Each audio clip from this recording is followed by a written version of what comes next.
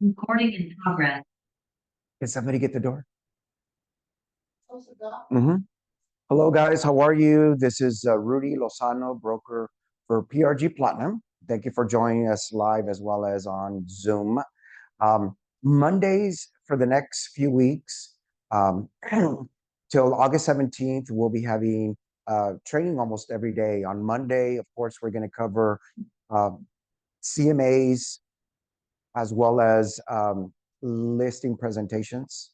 Um, and what you need to do to secure the business. On Tuesday, we're going to be covering a contract from beginning to end. Last week, we did FHA on Tuesday as far as the contracts, addenda, and such. And then on Thursday, we covered the financing piece. Wednesday, I cover the compensation agreements, the short form, the long form, in the event that you deal with a for sale by owner or just securing your compensation through the other broker, whether it be commercial or residential. And then on Friday, I did intermediary because that becomes ever so important. If you're a brokerage out there and you have 3 agents, you can do intermediary. But if you're a brokerage that only has 2 agents, you cannot. Because once again, you have to give the client the option to uh, have representation on each side. So you either represent the seller, you represent the buyer. There's 2 agents. The broker must be the intermediary, the person in the center to still provide advice and opinion and problem resolution to get that file into closing. So we have coursework for you guys every day. If there was ever a time that you as agents needed to uh, get back in the trenches, search and quest for more knowledge, education, designations, and those kinds of things. This is the time, because at the end of the day, no doubt about it. When preparation meets opportunity is literally the definition for success. So for the people that aren't prepared, I'm sure that they're transitioning out of this industry. Um, and because this will be an opportunity, guys. There's 21 million people relocating to the great state of Texas. We presently have 29 million, and it's increasing daily. But there'll be 21 million people here by 2034. We were expecting them by 2050. So no doubt about it, there's going to be people that need assistance, securing their home into the city or into the state, right? Regardless of, where they live. Uh, we're just, since COVID, guys, I mean, California took the philosophy of we're going to shut everybody down and we're going to live in fear. And that's not what the state of Texas did. The state of Texas said, man, there's a lot of self-employed people. We want to help them. We want to keep you guys open. Let's get you back to work. And then all of a sudden, the state of Texas kicked out Elon Musk. Elon Musk relocated to Texas, and that's the reason it's no longer even a national stage. We're on an international stage. There's not anybody in this planet that doesn't know where Texas is because of Elon Musk. Because then, I mean, he's a leader. People have followed him, So all of a sudden, it's not just him. It's everybody that wants to be in tune with what's going to happen in the future, right? Blessed beyond belief. Blessed beyond belief to be in Texas. We're blessed beyond belief to be personally in San Antonio, Texas. We're a hub to an international community. We're a hub to Microsoft. There's data centers all over the northwest part of the city, and that's going to impact our local community, our hospitals, our schools, our cost of living and such in a positive way. We're already the 7th largest city. I wouldn't doubt it that we'll end up, you know, 4th or 5th, probably. So once again, it's a great time to be in real estate. Put on your boxing gloves and your thinking hat. Dig your heels in or your boots in and be better than most. This is a wonderful profession, guys. There's a lot of knowledge to be shared. Just so that you guys know, Premier Realty Group Platinum offers an online university through David Knox that's available to you guys 24/7. Not only is it available 24/7, but they have scripts, checklists, dialogues, an unbelievable amount of wealth of information. I mean, I could sit here all day and talk to you till I'm blue in the face. But right now, one of the things that we're going to see is we're going to see a pricing video on how to price your house for sale that is emailed to your seller before you take on the listing. Because in this 5-minute video, it explains the concepts of why you do not want to overprice your listing, right? So, very important that you tune in to the resources that are available to you guys. Right before stepping into the meeting, I had somebody that was asking me, hey, I'm needing a screen, a tenant, and those kinds of things. You don't have to reinvent the wheel. Those resources are either available at NAR or at TAR or at SABOR. Okay. So once again, tap into the resources that are already available to you, that have already been pre-screened, because if they're being advocated by NAR or TAR or SABOR, it's because they meet that compliance piece, to ensure that you guys don't get yourself in trouble. They're trying to help you protect your license. Okay. So we're going to play the video real quick, and then we'll pick up the conversation.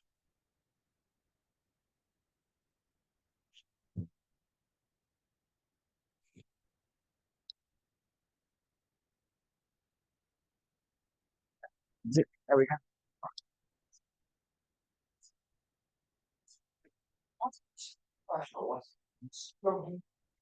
Amount of money.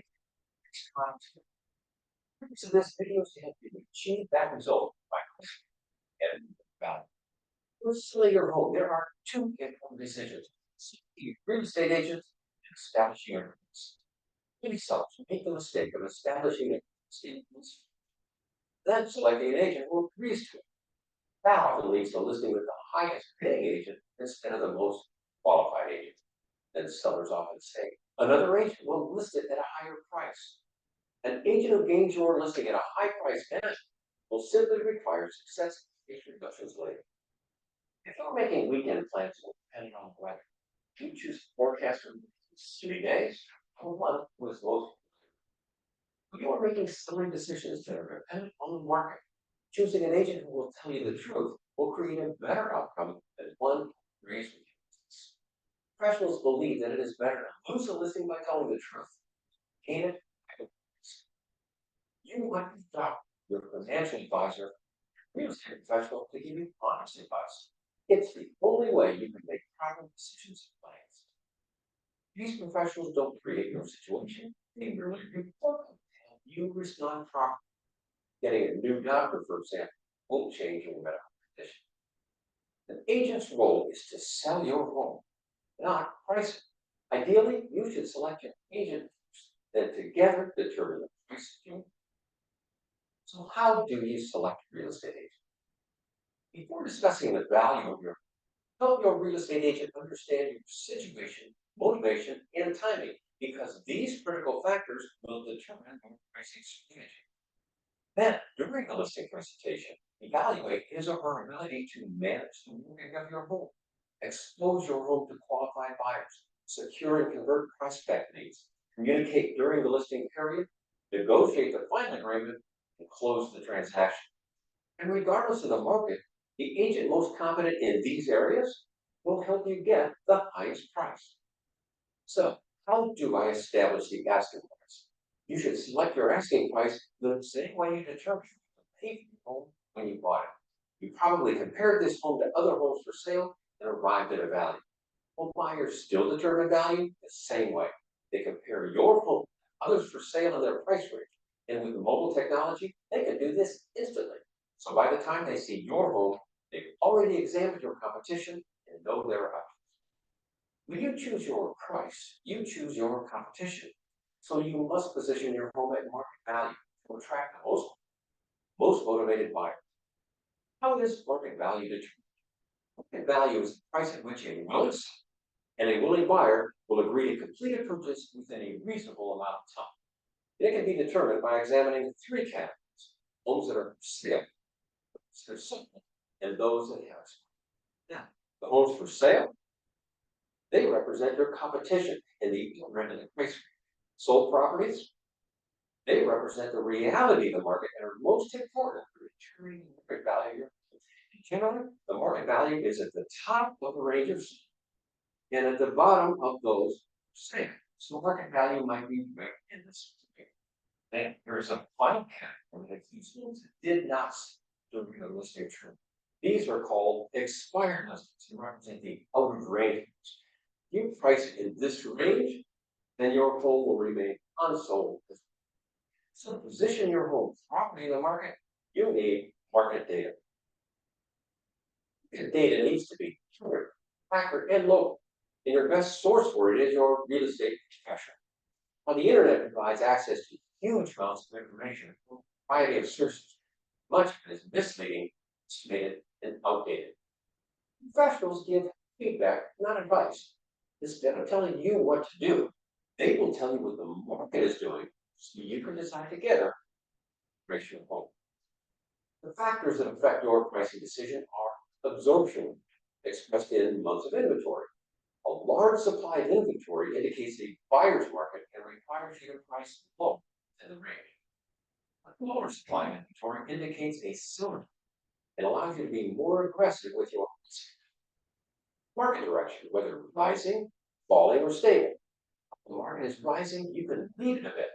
But if it's flat or falling, you need to be right at high. Your real estate agent may provide other statistics such as days on market and value scope. Having analyzed this information, you'll be able to make your own informed decision. Whether an electronic presentation or a printed report, your real estate professional will assemble all of this data and present it to you. Now, they may use a comparative market analysis or CMA in which your home is compared pros and cons, location, size, and amenities. It will feature your home's information, a photo of your property, square footage, bedrooms, bathrooms, and other features. There may be a page that shows the mapping, the relationship of your home and location to your competition. You'll have an opportunity to take a look at your competition with photos, descriptions, square footage, etc. There may be information on average square foot cost, average days on market, and there may be information on absorption rate in your market. This allows you to examine the market and evaluate your competition. Now, a CMA is like an X-ray of the market. When a doctor takes an X-ray of your shoe, the doctor isn't creating the injury that appears, nor is a real estate agent creating the market that exists at the time you sell. In both cases, a qualified professional is showing you the reality of the situation so you can make an informed decision. You must be objective in comparing your home to others. You as a home filled with emotion. Buyers, the structure to be analyzed objectively. Now, it's normal for some to want more than market value. And when the data doesn't match the desire, they rightly raise questions. Here are the most common. We received an online estimate higher than that. There are many public real estate websites designed to capture real estate prospects and sell advertising. They do not have the capability to accurately determine the value of your home. A professional must conduct a physical inspection of your home, followed by an analysis using recent, local, comparable data. Online estimate of value should never be returned. We've got a fee appraisal higher than that. There are two criteria to consider when using a previous appraisal to determine an asking price. When was it done, and for what? The more recent the appraisal, the more accurate the number. Changes that affect its accuracy include interest rates, additional homes for sale, recent sales, and seasonal shifts. Consider having the appraisal dated same appraiser to see how these changes affect it. The purpose also affects you. An appraisal done for insurance or refinancing may be higher, while for tax assessment or new mortgage may be lower. CMA furnished by your agent is the most relevant to your current situation. And an appraisal that does matter is the one your buyers have done for mortgage application, because it establishes their maximum loan amount. Now, if the appraisal comes in from less than the sale price, the lender will reduce the loan amount to hinder the sale. And this is another good reason to price Now, as homeowners, we all feel that your home is better than the others. For a home to be better, it must surpass the others in these criteria: location, size, and amenities. Location is the most unique, unchangeable aspect of your home and determines the majority of value. This is especially true in condominiums and apartments, where location is the primary differentiating factor. When people buy a home, the first thing they're buying is location, direction it faces, the neighborhood, school district, freeway access, or proximity to ship. Size is the second most influential factor, and it's measured in square feet or square meters. Some markets use foundation size, while others use total living area. Either way, your real estate agent will do an apples to apples comparison for you. Now, amenities contribute the smallest portion of overall value, but if location and size are high, then features such as appliances, construction quality, decorating, and condition become factors to differentiate one home from another. But it is natural to ask, what about the value of our improvements? Aren't there some improvements that add value to our home? Certainly there are. Capital improvements such as bathrooms, fireplaces, and major additions add more value, while cosmetic changes, repairs, and decorating add less. In simple terms, a capital improvement adds structure or systems or therapy. Replacing a roof, air conditioning system may feel like a capital improvement because of the high cost. However, they are considered maintenance. Repair restores value that was lost through use. Repairs to major systems extend the useful life of the home and may cause a buyer to select yours over another. Now, here's a simple question to help you determine the value of an improvement. Thinking back to when you were making these improvements, if you knew then that you were moving today, would you still have made the improvements? The answer for many people is, oh no. Well, why not? Because we wouldn't get our money back. Another way to determine if an improvement adds value is to consider this. Let's say you could remove all the improvements and get your money back. What would you do? Would you keep the money or put it back into your home today? The bottom line is the main reason for making home improvements is for your enjoyment. The principle of substitution is another way to demonstrate how improvement costs affect value. It states that the maximum value of property tends to be set by the cost of acquiring an equally desirable substitute. And regardless of the cost an owner has into a property, buyers only pay for what they get out of it. For example, my next door neighbor's home was flooded by rainwater flowing across her patio and into her basement, and she spent more than $20,000 retaining wall and waterproofing. Now, when she sold recently, the value of her home didn't increase. It merely maintained its value by being as dry as they need. Here's another example of a new construction home that sold for $250,000. Part of the cost of building was a $9,000 well. Next door, the builder had to drill through hard rock and a deep water table, so the well cost $17,000, $8,000 more than the other. The question is, what would this home sell?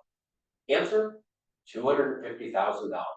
The fact that the builder spent an additional $8,000 doesn't matter because value is a function out of what you have in a home, what you get out.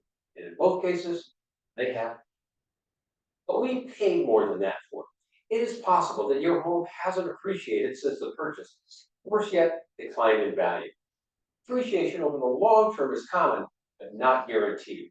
When the value of your home is less than your original purchase price, you're left with a tough choice of whether to sell at a loss or stay in the home. You must decide if the benefits of moving exceed the amount of loss. To examine this further, let's take a look at the four principles of evaluation. They are cost, price, value, and market value. Cost is the amount originally paid plus capital improvements. Price is the amount you ask when putting it out for sale. Value is what it might be worth to one if you were to wait for that unique buyer. But even that buyer would be aware of market value. And market value is what your home is worth to willing buyers to come to sale within a reasonable period of time. What is the relationship between cost and value? There is no relationship between them, and financial collapses illustrate this dramatically. Consider this example. What if you acquired your home through an inheritance, in which case your cost was zero? How much would you try to sell it for today? The answer, you would attempt to get value, even though you paid nothing. Regardless of their costs, homes sell your value. Often sellers will overprice their home, believing that buyers can always make an offer. It is true that buyers are free to make an offer, but they must first see your home to do so.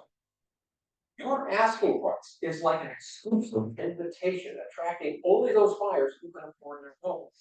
Once they've established their price parameters, they tend to stay within that range and not any higher. So if your home is priced even $1 higher than this, it's easy for them and they will find a home to make it home. Now, higher asking price may generate showings. And these are the buyers in a higher price range with higher expectations. And they will come and see your home. They'll get showings. But as soon as they discover that your home does not meet their expectations, instead of making an offer, they're going to move on to other. So the rent buyers, they don't see your home. And the higher price buyers, they don't want it. So instead of catering to the bargain hunters, price your home to attract sincerity because they'll recognize a properly priced home and be motivated with reason. In fact, it's not uncommon for properly priced homes to generate it's both the asking price. You'd be better off to turn down a few low offers than not get any bill. Another pricing strategy is to try a higher price, believing we can always come down. This is the most common yet least effective approach because it requires dramatic price reductions to regain the attention of the market. This chart illustrates the history of a home that is overpriced. On the night it was listed, the value was here. For the owners, they wanted to try it at a higher price, believing they could always come down. So they had it on the market, it didn't sell, so they dropped the price. They waited for a while, and it didn't sell. So they lowered it again, waited, and finally, in desperation, saying, we better get down to market value. So they lower the price right to market value. What do you suppose happens at this point? Well, buyers ask the same question you ask at the front door of every showing you are, and that is, how long has it been on the market? Why do you ask that? Because you think if it's been on the market too long, there must be something wrong with it, and maybe the sellers are ready to lower offer. So now it remains on the market until the sellers are out of time, out of options, and they have to accept a below market offer. So this is another reason why it's important to price at value on the night you list. Many owners ask, couldn't we just try it for a couple of weeks? It seems almost simple, but you actually wasted the best marketing period. This chart illustrates showing activity over time. Today there is no activity because no one knows your home is for sale. Once your home is listed, exposure to the market will begin to generate showings in the pending date. This activity will rise, peak, and then it will taper off as the pent-up demand is exhausted, leaving only those buyers new to the market. Don't make the mistake of overpricing your home during the period of its best activity and then lowering it after they're gone. It is a strategy. Place your home working so you can capitalize on the best prospects through your home. There is another activity curve that occurs before your buyers even set foot in your home. This is the action of viewing your home online to determine whether to see your home at all. Potential buyers click through new listings and they go through photo package. And what happens is they eliminate homes that are outside the price range, the ones in which you're not interested. This whole peak happens instantaneously and fades. Now, if this online activity doesn't bring showings, then the market is speaking to you saying you are priced too high. It may be appropriate to lower your price even before there are many actual showings. So in sum, remember the benefits of pricing your home correctly. Faster sale. You and your family can satisfy the objectives that originally caused this move. You can finalize your plans, move together as a family, and have peace of mind. Less inconvenience, smooth sales, fewer cleanings, showings, and interruptions to your schedule. More prospects. At the market value, more of the right buyers can see and afford it. Agent enthusiasm. The first sale you make is to other real estate agents, and when they see a properly priced home, they get excited and want to show it to their customers. Higher offers. The closer you price your home to the market, the higher you get. It's also the most likely way to create a situation. Higher net equity. Bottom line, the closer you price to the market, the sooner it sells, and the higher net equity you actually get from your home, both from the actual price and from the cash paid for and maintaining it every month. I hope this video has helped you plan a strategy. Your real estate agent can answer questions that relate to your house. I wish you the best in the sale of your home. Thank you for watching this.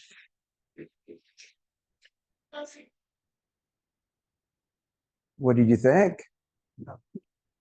Well, there's a couple of agents in our office that send this video prior to taking on their listing. They say, hey, I'm going to send you a video. I need you to look at it. It's approximately 12 minutes. It explains the concept of what I'm going to do from beginning to end. So when I go see you on Saturday or Sunday or after hours during the week, I need for you to see this video. So if you subscribe to his system, it tells you if they opened it, if they saw it from beginning to end. And if they didn't, you need to follow up with them. Hey, it's Thursday, our appointment's on Saturday. I'm really needing for you to look at this video, Pricing Your Home to Sell. It explains important concepts in less than 12 minutes. Because if I show up on Saturday, I'm going to be there for 2 or 3 hours. And he does a better job explaining those concepts than I do. So that way you and I are on the same foot. Okay, we can focus on the marketing of your home and pricing it correctly. Okay, so 12 minutes of your time is better than you giving me an additional 2 hours of your time to explain the same concepts. So agent enthusiasm, right? Agents get excited when there's a new listing that comes out in the market, but let's talk about present market conditions. Okay, when taking on a listing, guys, the compensation for both the listing agent and the buyer's agent is already included in the price. Okay, the compensation will always be included in the price if it's at market value. It's where and market value is where a seller puts a property available on the market for sale and where a reasonable buyer would consummate that sale in a reasonable amount of time. But then you have to throw in what they're teaching you in school in the book version and what NAR philosophy is, or a different brokerage philosophy is. At the end of the day, the truth remains that agents are realtors and are self-employed people, and they're going to be strategic on what properties they're going to expose to their client. So agent enthusiasm involves compensation. Okay, so what ends up happening is that, once again, I go back to our philosophy here at PRG Platinum is negotiate from a position of strength. Do not do yourself a horrible injustice and be a crappy listing agent and not take the listing on for full compensation. You're going to add value because you're the professional. Okay. Conversely, your fiduciary duty to yourself, taking care of that OCAR, obedience, liability, disclosure, care, accountability, and responsibility. That car, care, accountability, and responsibility. If you show up to somebody's house and you beat out 20 other agents, don't do it because you've agreed to overlist by $50,000. You're not doing yourself or the seller, you're not upholding your fiduciary duties. Okay. If they understand the market concepts, they're going to want to list at market value. You will. Most agents aren't that prepared, guys. If they see this video before you show up, the probability that you're going to get the listings very high. Okay. But at the end of the day, just know that when the compensation conversation comes up, is it, well, agent enthusiasm, let's talk about that. There's no incentive like the financial. If you take on a listing, and it's not for full compensation to whoever's bringing the buyer, knowing that the builder is offering 4%, 5%, and 6% commission, offering a washer, dryer, refrigerator, and a cruise to the Bahamas, right? Everything, and the, buy downs, everything. Okay, Mr. Seller, you want to talk about agent enthusiasm?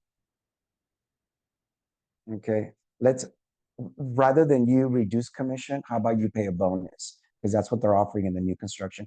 Because your neighbors might not be your competition, but the builder is. And folks aren't buying the biggest house. Folks aren't buying their dream home right now. They're buying something that meets their needs. And unfortunately, it might be a cookie cutter home, but you're not getting a 6 or 7% interest rate. You're getting a 3 or 4. right? Because the builder is buying it down because they're buying blocks of interest rates. Lennar Homes, DR Horton, KB, whatever other builder is, they're buying a commitment to place 1,000 loans with this banking line. That's how they're able to guarantee that rate. I mean, they take losses on some of those because they're having to close because they're marketing that rate.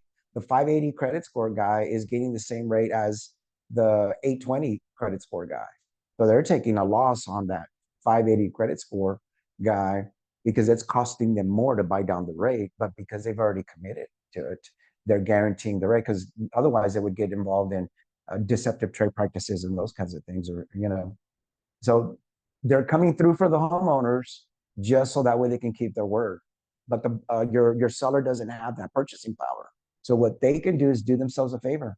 List with a professional that knows the market, knows the marketing concepts to be able, to price it correctly so that way you create a multiple offer situation if it's the cream puff.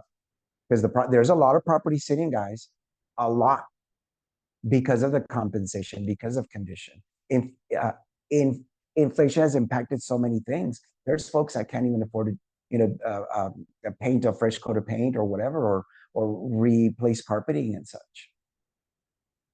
So then all of a sudden their houses go on market and they're in dire need of updating or maintenance or whatever. So yes, ma'am. What's things on market like as a whole? What's the proof to them? Hey, just be prepared. Also, Well, what it is that what you want to do is you need to know the absorption rate, okay? And that is calculated as follows, okay? It's in your handout that you guys got by email, but it's taking account all the homes that are available today, right, at Sabor, and then going back and tracking how many transactions per month close on average. So you take all the inventory and then the average home sold on any given month, and that gives you the absorption rate for our local market. So and how he explained it, if it's taking 6, 7, 8 months to get your house sold, it's a buyer's market. But if homes are selling in 60, 90 days, it's a seller's market. And like I said, there's still a lot of movement. I mean, the cream puffs are still selling for top dollar, and sometimes they're involved in multiple offers. We just closed one here recently, like within the last 3 or 4 weeks. There were 3 or 4 other offers. Our folks had to go up like $10,000, zero in closing costs, because that was the house. But then again, it was in Helotes, the right school district, close to the freeway, recently updated, right? And it didn't look cookie cutter. Didn't feel cookie cutter. It was a real nice home. I mean, it was close to almost 400,000, but yes. Okay. So once again, you guys are the local real estate experts. You have to know your marketplace, how quickly the inventory is moving. What is a reasonable days on market? Because what it is, if there's agents will go and take that listing and go, the seller dictates the price without understanding these concepts. That person's doing their client a horrible injustice. And unfortunately, in the age of these HGTV realtors, it's the guy that does it or that girl that doesn't have any preparation. They couldn't even. The reason we got into this lawsuit, guys, is because listing agents were going and sitting down with their sellers, not being able to explain to them why they needed to compensate another agent. Well, first and foremost, it was already included in the price. And second of all, the probability that a realtor is going to bring your highly qualified buyer to help you sell your home so that way you can make it to your next destination, that's the reason you're compensating. Okay, because if there is a group of people, when it involves the sale or purchase of real estate, that is actively engaged with their target market, they're realtors. On any given day, if you're not having 10 or 12 conversations with, are you looking to buy or sell real estate? It's a great time to buy. There's a lot of incentives, there's a lot of inventory, these prices are going to go away, right? So you guys are always actively engaged with buyers that You're the first ones to get your people in your car to deliver them to a new listing that meets their needs, because then you're going to get compensated, right? So at the end of the day, guys, negotiate when you're taking on the listing. Know these concepts, negotiate from a position of strength, not weakness. And once again, do yourself a favor, because if you take on that listing for less than full compensation and you're not offering compensation to whoever's bringing the buyer's agent, whether it's in this office or in this city, it will take you guys time to get that listing sold. And what you don't have is time when they're telling you they have a short window, because then all of a sudden your house is going to sit. There's houses, guys, that sit for 4 to 6 months and the compensation is 2.5. For the organizations that have already taken like Open Door, I mean, I think it's okay if I mention that because their policies are public record already. Zero compensation to the buyer's agent. 2.65 credit to buyer's closing costs, or however they want to use it. Okay. Well, if you're Open Door and I'm the CEO of Open Door, I'd be concerned because you have 1.8 million people that aren't going to want to show any of your listings. And that's the entire realtor community throughout the country. 1.8 million nationwide, 115 statewide, and 14,000 local realtors here in San Antonio. So I'm not sure who's advising who, but if you know that realtors are engaged always with qualified buyers and sellers, why would you be wanting to upset them? On the contrary, if you want to accomplish your goals and your dreams, you want to surround yourself with people that can help you accomplish that, right? A seller and a buyer, unless they're a real estate attorney, but let me double back. The only people that do not need a realtor is a real estate attorney. But if you're a doctor, lawyer, scientist, or whatever, you need a realtor. Even if you're an attorney, but you might do family law or malpractice or whatever, something that doesn't involve real estate, you need a real estate attorney. It's a niche, it's a specialty. Knowing the market, knowing the contracts, the negotiation, appraisals, repairs. Guys, there's a million tasks that you guys as realtors help a buyer and seller complete. So for 3% compensation, you're getting my professional services. Guys, this is the only industry that you do a million tasks and wait 30 days or 60 days or 6 months when it's new construction. And there's still a probability that you might walk away with zero compensation. Okay, so know your worth.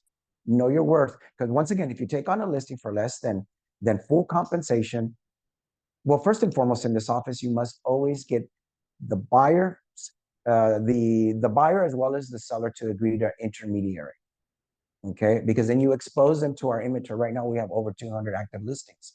You want to expose them to our inventory. It's part of the team effort, right? Whether it's your listing or not. Furthermore, you want to include 14,000 other realtors to help you sell your listing. Guys, we're not there. The other agents in other offices aren't our enemies. I mean, they might not all like me. I might not like them, whatever. I mean, it doesn't matter. If you're professional, you keep it professional. Hey, I have a listing. It's priced. It's the green puff. Absolutely, send me an offer. We're all working together to help our respective buyers and sellers accomplish their goals and their dreams. But you taking on that listing for full compensation, and in this marketplace, you better include a bonus. So what ends up happening, you want other people, you want the power of the realtor brand, of anybody that can bring you a qualified buyer. Because if you're working with that seller, they might need, maybe they're not relocating out of state, maybe they're just going across the city. You have that listing that might turn into a buyer, right? So it's a team effort. So once again, and I'm going to go on record and say my philosophy again, guys.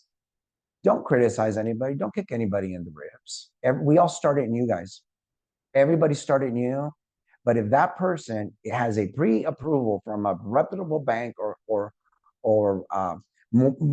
mortgage company or a good funds letter, and they have a qualified buyer and they're telling you that they're going to submit an offer, if you need to help that young agent or that inexperienced agent complete the paperwork, that's part of your fiduciary duty to your seller. Because if your house has been sitting for 30, 60, 90 days, there's no offers, and somebody's getting ready to send you an offer, the contract, needs help, help them. Help them. You'd be helping your seller, right? Upholding that care, accountability, and responsibility, right? Help the other agent from a different office complete the paperwork. So that way your seller can go under contract, active option, hopefully pending and on to closing. It's a team effort, guys. Everybody was new at one time. Okay. And follow up. Hey, you missed page 3 from the seller's disclosure. Help one another. Or hey, Mr. Listing Agent, hey, I see you have the survey uploaded. Can you send me the T47 or can you upload it? We help one another, whether it's in this office or outside this brokerage. Okay. So team effort gets the job done, and we all really need to help one another regardless of brokerage. So one of the things that I wanted to cover is the fact that there is a process and there's a procedure, guys. There's a lot of things that are on an online university, but at the end of the day, just know that you have to. If you guys haven't taken a certification class, designation class having to do with pricing strategy, there's a PSA, pricing strategist, right? The PSA advisor, as well as a GRI. There's a lot of designations out there. Guys, we give you $300 tuition reimbursement every 24 months. So, I believe in knowledge and education and such. So do yourself a favor, step it up. But a concept that you always have to explain to folks is how you came up with that CMA. And he did a magnificent job, but there's 3 concepts that the probability that a potential buyer is going to need a loan is very high. So you need to start off with knowing the appraisal principles so that way you can do your CMA, okay? Which are income or income producing property, cost approach, which is used for new construction, and number 3 is the sales comparison approach. If you're in the existing market, you need to know those comparables in that marketplace specific to your new listing, right? So there's concepts that an appraiser needs to apply. If you're in a community that has smaller homes, medium-sized homes, and larger homes, you have to identify those comparables to ensure that the homes aren't too small and they're not too luxurious, that you're in the mid-sized homes. Because the features change, the product changes. The garden home is not the luxurious home, and the mid-sized home is not the luxurious home. And there was one time where I was trying to explain it to a broker. You cannot use this as your pillar comparable because you've just crossed the line into the luxurious Premier Series, and that your home is not the Premier. He argued with me and everything. When we did the appraisal, it didn't appraise, and sure enough, the appraiser was having to tell him, and he was a broker that had been in the business for like 15 or 20 years, but guys, you're either a professional or you're not. Don't put yourself in that circus poodle category. You're not order takers. Okay. It requires a lot of knowledge to be a realtor. Step it up and take it up to the next level. So you have to have the skills, to be able to explain to a seller that, no, we're not going to overprice your listing. We're not going to do that. You wouldn't be upholding your fiduciary duties. You wouldn't be doing them justice at all. Because then right now, time is precious, guys. It's summer. And if you have an overpriced listing and you're somewhere in left field and you're thinking you're going to make those adjustments in September, October, that house might sit through spring. because you didn't know how to price a property correctly or didn't have the tools or the skills, right? So at the end of the day, income approach for investment property, cost approach for new construction, and sales comparison. And where do we put most weight in? What comparables? Sold. He clearly indicated the expireds were somewhere off in left field, that they were the least close to our subject. Because if it expired, that means that some other agent was given 4 to 6 months or a year to sell the home and it never sold. They never priced it at market value, right? The last thing you want is to use an expired listing. That is not indicative of value. An appraiser will use sold comparables. That has proven that a buyer and a seller had a meeting of the minds and the deal consummated, you know? And let's talk about data integrity, guys. When you guys take on a listing and you go active option, you have 24 to 48 hours to switch. You should actually do it instantaneously. You can do it on your phone. When the appraisal is done and you're being given every indication that you're heading on to closing, you need to switch it to pending. Okay.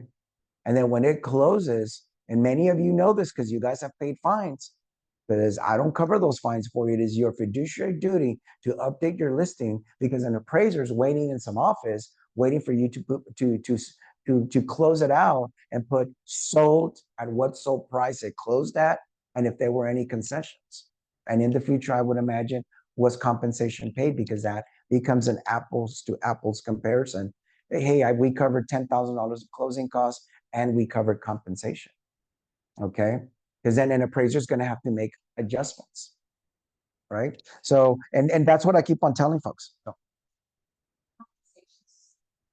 Then, because my client did not want to get compensation, and I had to tell her, okay, this whole area in your neighborhood has given compensation of 5,000 to 10,000. I just put it to her as proof. I said, look, I showed her, on the address, and it helps so much to put that on there. So, the help of each other. absolutely. Well, it's going to boil down to, like, when you guys, there's a checklist that's part of your package today of the different things that you need to give your seller before you take on the listing. Them telling you all the improvements is important, or what they did, to help you market the property. Hey, we have a new roof, was replaced by insurance in March due to that hailstorm. We replaced the HVAC. You need to know all of that stuff. Okay, or we installed a $200,000 pool.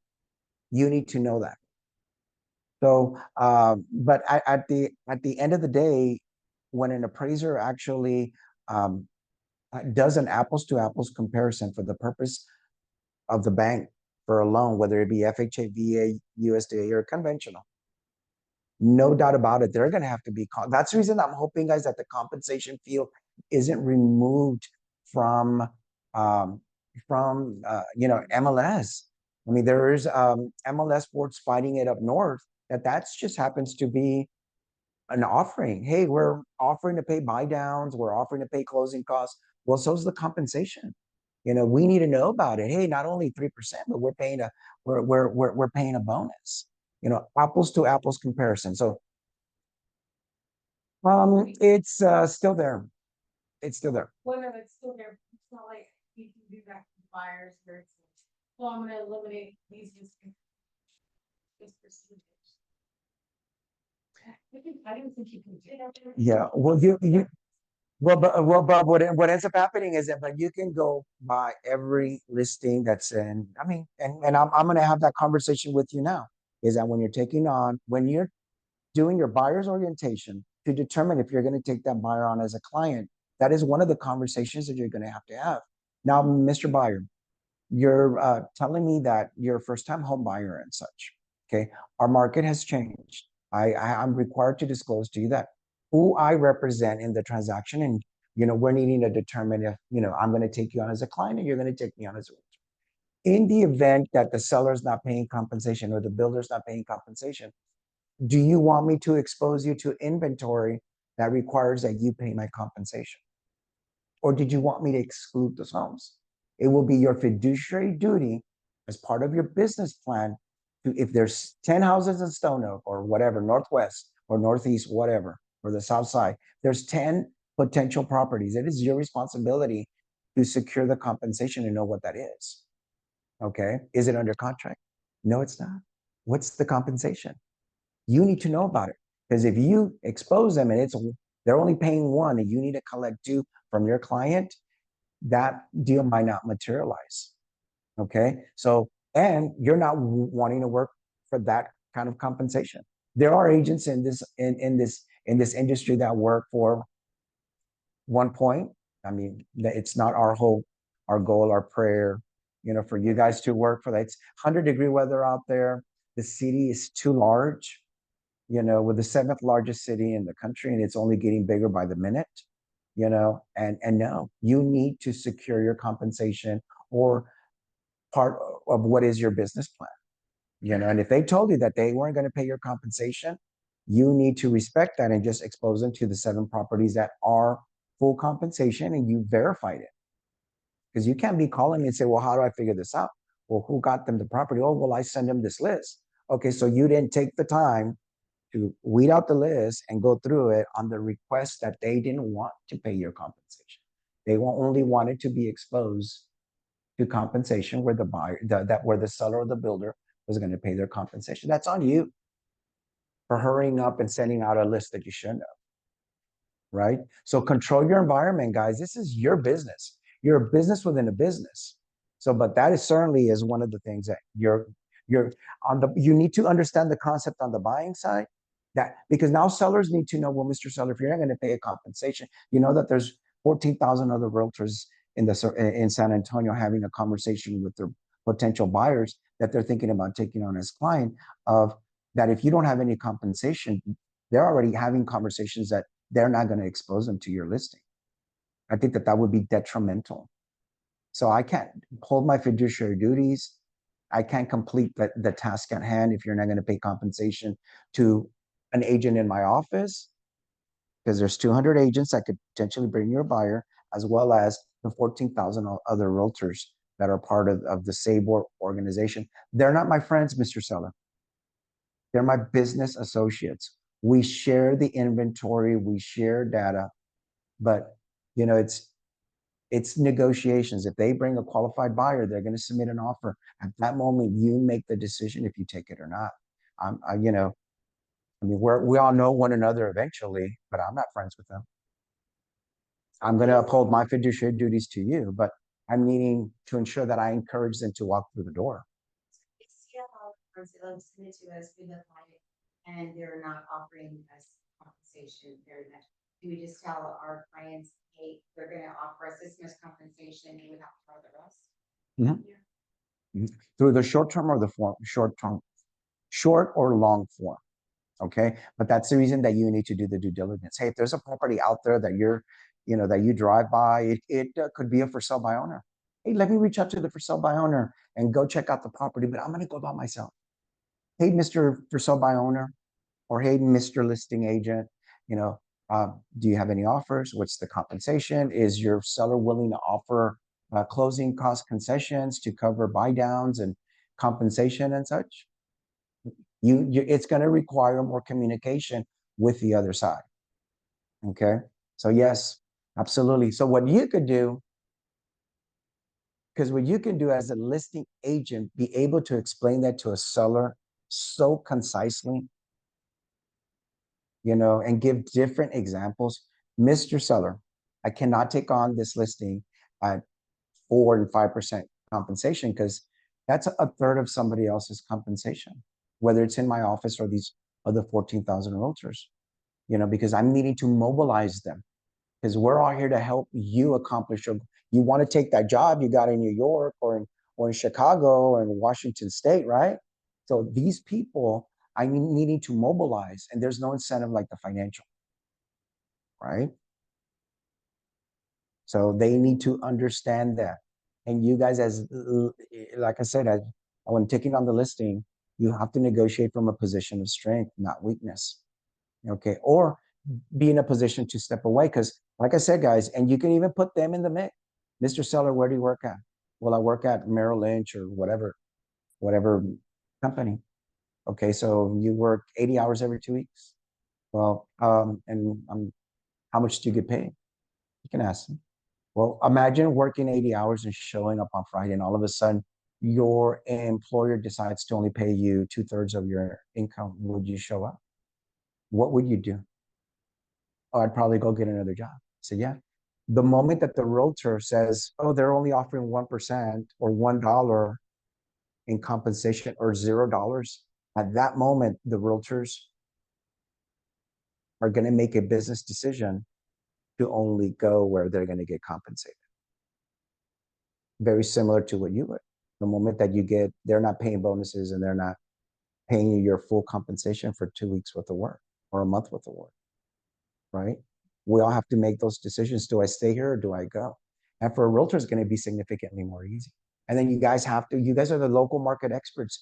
You have to explain to them and even take, uh, documentation reflecting this is what you want to do, but this is what the builder is doing to sell their homes. They're embracing the realtor community because they know that realtors are constantly on the hustle for anybody looking to buy or sell real estate. And you don't want to pay, but over here they're paying 4, 5, 6, or 7. They're paying closing costs.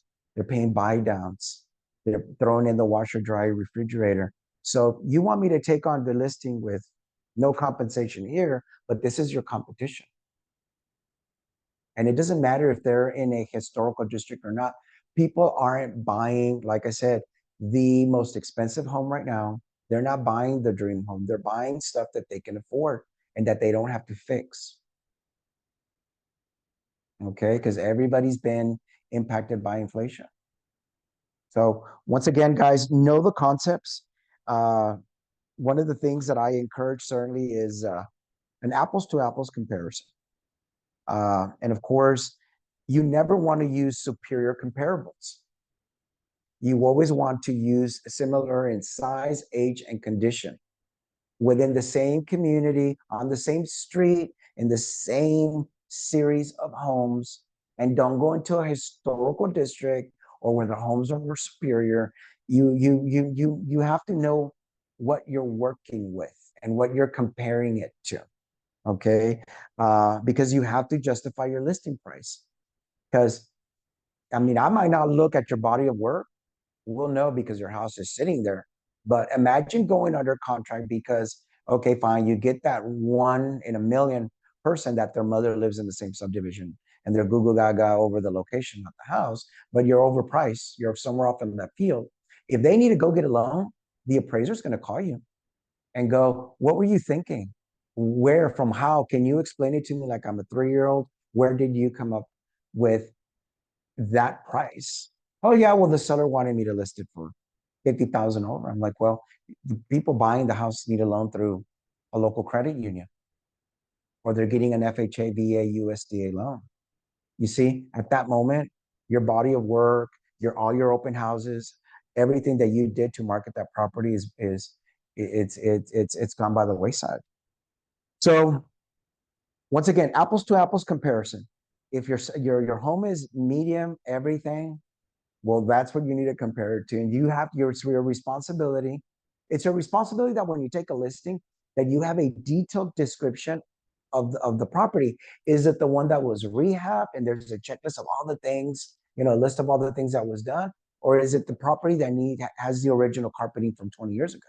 I mean, because appraisers will read the comments, other agents read your comments, or if there's in Associated Docs, I'm a real big fan of the HOA addendum and seller's disclosures, the T47, as well as the laundry list of all the things that have been done to the property as part of your disclosure process. Because an appraiser or another agent need to use it, as well as your pictures, and let's talk about that. Hire service guys. Hire service. It's $200, $300, but make sure that you do the seller justice and hire a third party that's dedicated to do pictures, that has access to MLS on your behalf to be able to upload those pictures, and that way it looks as best as it can. Because there's some agents out there that they take it with their phone and that's what they upload, and the listing looks challenged, to say the least. So One of the things that you never do is use superior comparables. The other thing that you don't use is you don't use cash sales, because somebody might be Google Gaga and overbid 20,000 and 100,000. No, you don't want to use the cash sale. Well, right now the cash sales are actually below market value because they think that the seller is desperate. Owner finance deals, never a comparable because that's not traditional financing. Foreclosed homes and distressed properties like short sales, that is somewhere off in left field. It's not a regular transaction. You need to contain the environment. Cash, distress, foreclosure, owner finance, those are not comparables. Once again, I already had covered, has to be in the same street, the same subdivision, within a 1 to 3 mile radius. If there's not comparables, because not all communities are the same. There's communities that are, they're all on their homes that are all on 5 acres. Well, then you're going to get to that 1 to 3 mile radius very quickly. Okay, it's not a PUD or where there's an HOA or it's a tract home community and such. Comparable should be within 4 to 6 months. Okay, more to 4 rather than 6 because the market was different 6 months ago, and probably the more recent comparables because now rates have started to improve a little bit. Folks are starting to get a little bit more optimistic about things. It depends. Yeah, yeah. It's a buyer for sure. Absolutely. Yes. Never go into superior neighboring communities, even if it's the same builder, due to product change. Okay. Never. So that's the reason you need to know the 3 builders. I've already discussed the barn homes, the mid-size homes, and the superior homes. Even if it's the same builder, it being the same builder is not a comparable. It being the same series of homes is. Never leave the gated community unless the neighboring community is very similar to your subject. Energy efficient or green upgrades, such as solar panels, add value, but provide cost to the appraiser. Now, there's communities on the corridor from here to Austin that they already all have solar panels. So if you're that one house that doesn't have solar panels, I can guarantee there'll be an adjustment down. Okay, so just know that. And then depending on price point, a pool is a game changer. If you have $100,000 home with a $200,000 pool, well, you overbuild. You're not going to get what you paid for your pool. But if you have $1 million home and you have a $200,000 pool, trust me, you're going to get, and then it's gorgeous and it's beautiful. You're going to get every last penny for it because people are wanting, folks are wanting that to be included. I mean, if you're going to buy $1 million home, it better have a pool in Texas, in San Antonio. Okay, and if it does, many of those folks might buy the house just because they love the pool, right? So you never know. But if you guys have a CMA that you want me to do or help you with, you just have to email it in, and I'll review your body of work but certainly get me as much information as possible. But like I said, we have a lot of listings. We want them to move. I mean, everybody wants to get paid and move on to their next destination. So I'm not a fan of overpriced listings. If not, you do need to do price reductions. But at the same time, guys, market conditions. Just a couple weeks ago, I sat in with somebody where she had an appraisal done at 315. It appraised at 315. I want to say it was FHA or USDA. It appraised at 315. Gorgeous little property. Okay. On the south side, in the outskirts, the appraisal came in at 315. The deal fell through they didn't qualify at the end or something. So here it is, 4 months later, they're down to 285. Okay, the appraisal was done 4 months ago. That is indicative of the declining market, deteriorating market conditions. That you have an appraisal telling you it's 315 and it's listed at 285. but that a buyer and a seller haven't been able to go under contract again. So whether it's that property or any property that you guys take on, you have to reassess your CMA every week or every 2 weeks, because if something closed and it closed for less than what you thought, you have to, update your seller. So that way they realize, hey, your neighbor's house 3 streets down just sold for this. It's impacted our dollar per square foot. And now we have to revisit the price, right? And here's the closing. Here's my new CMA. So what's your suggestion? What do we need to do to get this house sold? When you call me, guys, after hours on a Saturday, Sunday, on a national holiday, my advice is always 3 things. Lower the price. There's not anything that the right price can't correct. Even condition. You lower the price enough, and trust me, it could be a dump and somebody will buy it if it's priced correctly. Right? The second thing is concessions. People don't have any money. I mean, we do loans all day long where people make a lot of money, but they don't have any money in the bank because they have 4 kids and they're involved in activities, whatever. I mean, folks, it's the American way of life these days that people are living off credit, So they might make a lot of money, but they just don't have money for down payment, closing costs, and such. Number 3, and that's the reason that you have to negotiate from a position of strength at the beginning and at the end, is to offer a realtor bonus. So rather than list that property at 4, 5, or 6, of course they're going to tell you 4. Even though you give them a menu of services, and we have that on our website. These are the 100 things we do for you for this, and these are the 200 things we do for you for this. But don't start at 4, 5, or 6. Start at 6, 7, or 8.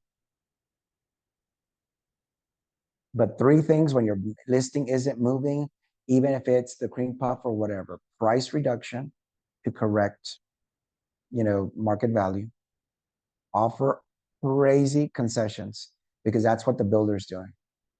And number 3, a bonus, because that's what the builder's doing. Who's your competition, guys? New construction right now. But you know what? And once again, I sent out a lot of information for you guys to give you guidance on how to list a property, how to sell it faster, our pricing philosophy, the importance of pricing it correctly, how to prepare your CMA. I just gave you the gist in the condensed version. There's a pre-listing and listing questions that you need to ask your seller to determine value, as well as value of their home, as well as assess their level of motivation. Because if you're dealing with an unmotivated seller that wants to be off in left field to see if he gets his price, this is the wrong market. And don't waste your time. I mean, there's a lot of information that I sent you, as well as I've explained the appraisal concepts that you guys need to be familiar with. But at the end of the day, just know this is that we will survive this. But at the same time, what has helped our survival is this horrible economy, and where we're at right now is helping our challenges with this compensation thing. Because as companies issue a policy, not knowing what the men or the women in the trenches are doing, because a company can't come out and say, no, we're not going to pay you no compensation when inventory is already sitting, and that realtors are going to be the first ones to go 0, right? No, when I could get 4, 5, 6, and 7, the law of substitution. Why would you do that when you could do this, right?